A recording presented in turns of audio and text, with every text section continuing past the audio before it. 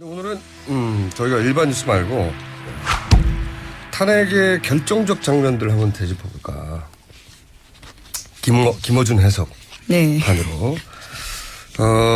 우선 저는 이정미 재판관의 헤어롤 있지 않습니까? 크게 화제가 그렇죠. 된. 굉장히 화제가 됐죠. 네. 이 대통령 박근혜를 파면한다 하는 문장하고 저는 완벽한 완벽했다라고 봐요. 그 헤어롤이. 이번에 안 단어인데 정수리 뽕이라는 단어가 있더만요. 그런가요? 저도 지금 처음 듣는데요. 남성들은 M자 탈모가 예. 있지 않습니까? 여성들은 중년이 되면 정수리 쪽에서 탈모가 일어난대요. 그래서 이 여성들에게는 이 정수리의 볼륨이 굉장히 중요한 거랍니다. 네. 여성들의 자존심이라고 할까요? 네. 그런데 저도 이번에 알아서 정수리 뽕이라는 단어가 따로 있어요. 검색을 치면. 근데 박근혜 전 대통령이 세월호 7시간 변명하면서 여성의 사생활이라는 단어를 꺼냈잖아요. 그렇죠. 네. 계속해서. 예. 이 말이 여성은 사생활 때문에 국가적 재난에 적절히 대처할 수 없다. 이런 이미지를 주는, 자기 살자고 여성을 마치 열등한 정치가로 팔아치워버리는, 그래서 이제 일반 여성들이 이제 분노와 수치감을 느끼는 거거든요. 그런 단어에. 김지훈 기자 마찬가지 아니에요? 김은지입니다. 죄송해요. 황당하죠. 그런 이야기예요. 사실. 그러니까요. 예. 굉장히 분노를 느끼고 수치심을 느끼는 건데, 근데 저는 이 이정미 헤어롤이 여성들에게 큰 위로가 됐을 거라고 봅니다. 왜냐면은 이 정수리 뽕으로 상징되는 중년 여성의 여성성, 여전히 챙기는 거예요. 동시에 그 롤을 직접 했다는 거잖아요. 보니까. 네. 평범한 일상이라는 거죠. 그분도. 그런데 이걸 한 걸 잊어버린 거 아니에요. 그렇죠. 일에 쫓기다 보니까 네, 정신이 없어서 그런 걸로 보입니다. 이게 1,000원짜리. 그런 걸 하고 그걸 잊어버릴 만큼 일에 집중한 전문가로서 이 대통령 탄핵을 책임진 헌재 소장 역할이 어마어마한 역할을 하죠. 그렇죠. 네. 그런 역할을 동시에 수행한 거죠. 그러면서 이제 그 모습으로 대통령 박근혜를 파면한다 이런 선언하는 장면을 보면서 저는 박 전 대통령한테서 받은 이제 모멸감, 그거를 대한민국 여성들이 이제 위로받았다. 제가 보기에는 굉장히 상징적인 장면이었다고 보고. 네. 외신도 굉장히 관심을 많이 기울여서요. 그 비슷한 해석들의 기사들이 나오기도 했습니다. 저는 그 롤은 받아서 역사박물관에 전시해야 된다고 봅니다. 굉장히 역사적인 물건이라고 보고요. 자, 결정적인 순간. 김어준 해석의 결정적인 순간.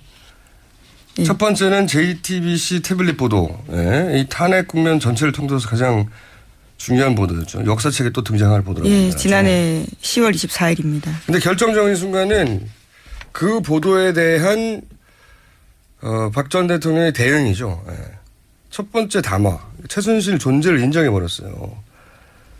저는 그때 정치적 자살에 해당된다고 제가 표현했었는데, 그때 계속 그래왔듯이 거짓말하고 은폐하고 우겼고 그랬으면 혼란은 컸지만 여기까지 않았습니다. 네. 그 인정하는 순간 설마 아닐 거야라고 믿고 싶은 지지층이 있었던 걸 와해시켜버린 거거든요.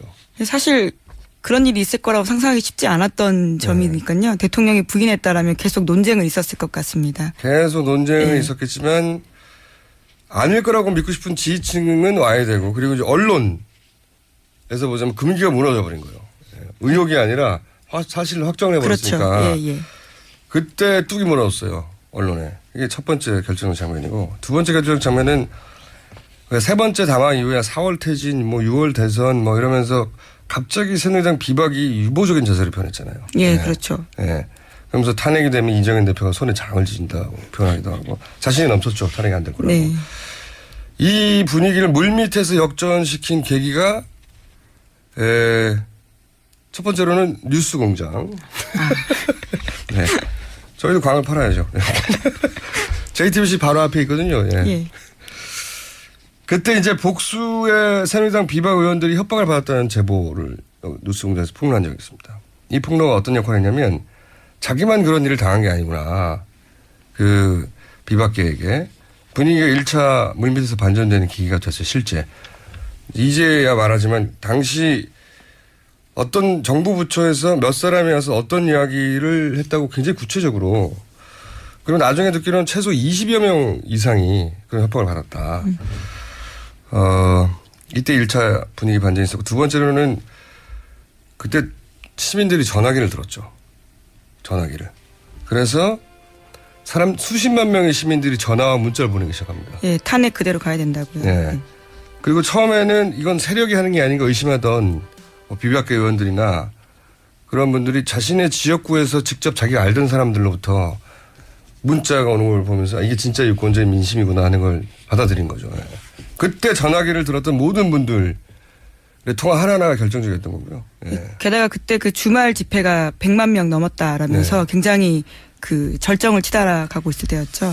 이게 탄핵 가결 이전에 결정된 장면이고 가결 이후에 헌재 판결까지 8대5로 났습니다만 숨어있는 결정적 장면들이 있다. 이거는 저밖에 얘기할 수가 없어요. 어떤 이야기인가요? 숨어있는 결정적 장면들. 그 외에 제가 2월 중순쯤에 자유한국당에서 헌재 승복 서약서 네, 쓰라고 그렇죠. 막 치고 나올 때 네, 원유철 의원 네. 같은 분들이요. 왜 승복을 압박하냐 자유한국당이 너무 이상하지 않냐 처음으로 문제 제기했던 거잖아요. 네. 이제야 말할 수 있다. 몇 가지 얘기를 보자면 사실은 그 한 달 전쯤에 시작된 물밑에 어떤 흐름이 존재했어요. 어떤 흐름이었냐면 뭐였냐면 이제 2명의 재판관은 기각 가능성이 높다. 그리고 3명의 재판관은 기각 가능성이 있다 하는 첩보 수준을 넘어서는 굉장히 구체적인 정보.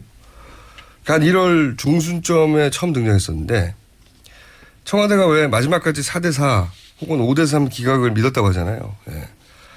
그 믿었던 정보가 그거예요. 맨 처음 1월 중순쯤에 등장했던 청와대가 얼마나 기각을 확신했냐면 지나간 일이니까 밝히지만 제가 알기로는 청와대 내에서 그 기간 동안 비밀리에 다음 내각을 준비하고 있었어요. 예. 그런 인물들도 만나고 있었고 심지어는 그 탄핵 헌재 심판 직전 전날 청와대의 주방에서 자축 케이크를 준비했다고 제가. 네. 5단 케이크를. 그렇게 알고 있습니다. 저희 광범위한 정보망에 걸린 첩보 중에 하나인데 세상에 비밀이 없거든요. 네. 굉장히 민망한 일이네요. 그 정도로 믿었다는 거예요. 이게 단순히 찌라시 혹은 친박 프레임이 아니고 청와대가 겨우 증권과 정보지에 이렇게 매달려서 이러는 거 아니거든요. 예, 절대 아니고 그건 권력의 집요함이라든가 어떤 힘을 너무 과소평가하는 거고 마지막 순간까지 믿을 만큼 대단히 구체적인 정보가 있었는데 어떤 경로로 만들어진 건 짐작은 가지만 어쨌든 그때 그런 정보가 등장하면서 헌재 승복하라는 공세 그리고 가짜뉴스 본격적으로 생산하고 그리고 친박 집회 대규모로 확대하고 그리고 김문수 전 도지사 같은 분들이 집회에 직접 등장하고 동시다발로 진행됐죠. 그러니까 2+3 이 기각 가능성을 굳히려는 작전이 그때 시작된 건데 근데 이 작전의 전략이 완전히 실패한 거예요. 전략이. 제가 보기엔 완전한 패착이다. 그 전략이 뭐였냐면 인용되면 큰일 난다 이런 협박 그리고 무시 비협조 이런 거거든요. 생각해 보시면 그때 특검 조사나 최후 진술 다 거부했잖아요. 네네 헌재에서요. 네. 네. 그리고 법정에서도 어떻게든 일정을 지연시키라고 하는 비협조가 있었죠. 협박들 친박 집회는 사실은 한마디로 하면 인용되면 큰일 나 이거잖아요. 협박. 대국민 협박이고 또 이정미 강일원 재판관에 대한 협박. 집 주소를 공개한다든지 특검도 협박했죠. 박명수 특검, 박영수 특검, 박맹희로 목을 딴다느니 법정에서도 협박했죠. 아스팔트에 피를 물들 거다. 근데 이 전략이 완전한 실패인 게 아무리 보수 재판관이라 하더라도 자기 이름을 쓰고 영원히 남는 결정문이잖아요. 그러면 평생을 벽관으로 살아왔던 사람들에게 결정문에 어떤 논리로 기각될지 그걸 제공해 줘야 되는데 그건 제공해 주지 않고 오로지 수치심 만들게 하는 거예요, 이게. 정말 이 멍청한 전략을 누가 짠 건지 박수를 보냅니다. 저는 정말 궁금하고. 그리고 이제 외부에서 온 치명차도 연속으로 있었죠. 콤비로. 삼성 이재용 부회장 구속영장 청구. 그리고 발부. 그때 당시 유일하게 법리 다툼을 했던 사람이 이제 헌재 재판관 출신 이동욱 변호사였잖아요. 네. 이분의 가장 중요한 논거가 이재용 부회장의 영장도 기각되지 않았나요? 예, 그렇죠. 뇌물죄 적용할 수 네. 없다라는 거였죠. 근데 이제 이게 발부가 되면서 그 논리가 유일한 법리로 다투는 분이 날라갔고, 그다음 국정원 사찰 뉴스. 이거 굉장히 컸습니다. 재판관들 입장에서 보면 자기 결정이 어떤 정보기관의 사찰의 결과로 보이게 하는 부분이 있거든요. 위축되죠, 그러면. 세 번째 타격은 저는 이것도 컸다고 보는데, 대법원장이 이정미 재판관 후임을 선임했잖아요. 선정했잖아요. 대법원과 헌재는 사이가 안 좋습니다. 서로. 매우. 그런데 이거는 3월 13일 이후로 헌재 판결을 연기하라고 하는 아마도 친박 사이드에서 압력과 헌재 영향을 주면 안 된다고 하는 어떤 원론 사이에 타협을 해가지고 그 헌재 판결 직전에 이런 임명을 했잖아요. 이게 제가 보기에는 헌재 재판관들 자존심을 또 저항한 겁니다. 예. 자존심을 저항하죠. 예. 당연히. 그것도 실패 전략이고. 그리고 8대0 인용이 됐잖아요. 저는 8대0 인용을 만든 주인공이 바로 친박 집회라고 봐요. 왜냐하면 그때 이제 과격하게 협박하고 국론이 양분됐다고 하는 프레임으로 계속 밀고 나왔단 말이죠. 근데 이게 재판관들이 소수 의견을 내면 그 소수 의견의 근거로 해서 친박 집회가 더 가열될 거라는 우려를 만들어주죠. 네.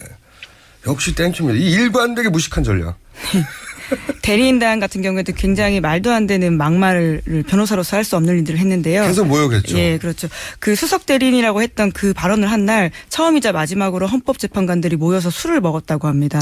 그날 뭐 거의 통음하듯이 서로 토론을 했다고 하던데요. 네. 그런 것들이 굉장히 나쁜 전략이었던 거죠. 그러니까 일관되게 재판관들이 거기다 쓸 그 어떤 논리 하나 제공하지 않고 계속 압박했단 말이죠. 이 전략을 세운 브레인에게 박수를 보냅니다. 그들 스스로 만들어낸 거예요. 그리고 강일원 재판관의 존재도 저는 굉장히 중요했다고 봅니다.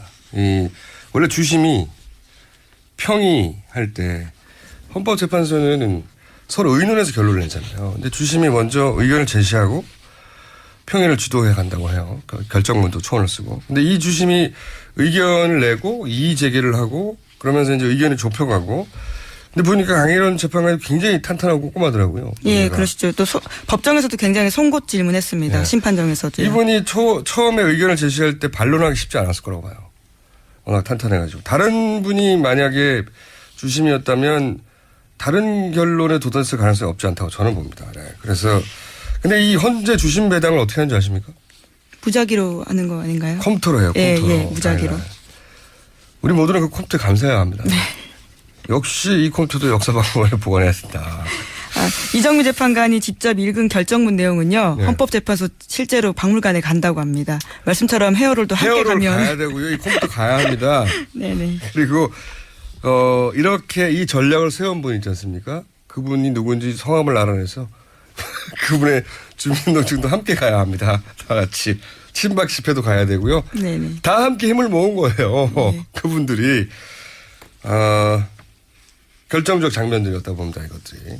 혹시 제가 말하지 않은 결정적 헤어롤이 전문 용어로는 그 업계에서는 그룹프라고 하네요. 예, 그룹프라고 부릅니다.